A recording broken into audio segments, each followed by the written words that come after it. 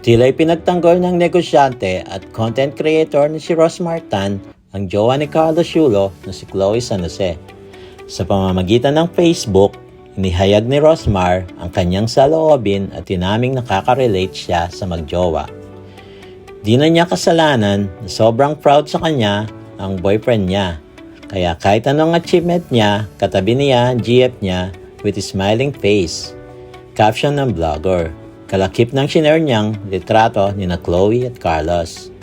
Patuloy niya, maski ako, kahit saan ganap lagi ko katabi kasama asawa ko. Kasi kasama ko siya nung walang-wala hanggang sa magkameron ako. Same sa kanya, lagi lang din ako sa tabi niya, aniya pa.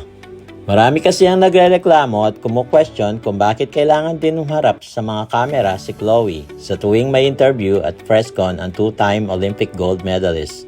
Ayon pa nga sa mga nabasa naming comments, dapat daw kasamang humarap si Carlos sa kanyang presscon ay ang kanyang coach o trainer at hindi si Chloe. Kahit ang komedyanteng si Ai de las Alas ay napansin ang laging pagtabi ni Chloe sa Olympic champion.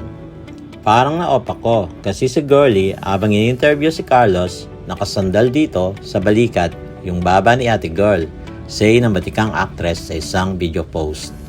Advice pa niya sa girlfriend ng atleta, ate girl, dapat kapag hindi ka naman kasama sa in-interview, dito ka na lang sa side by side ng darling mo kasi siyempre, Olympian yun, siya yung ini-interview. Dapat hindi ka na medyo sumali ng konti doon sa eksena. Bukod dyan, nakiusap rin si Ai sa mga nag-i-interview kay Carlos na huwag nang makialam sa personal na problema nito sa pamilya, lalo na't hindi naman kasama sa showbiz ang atleta.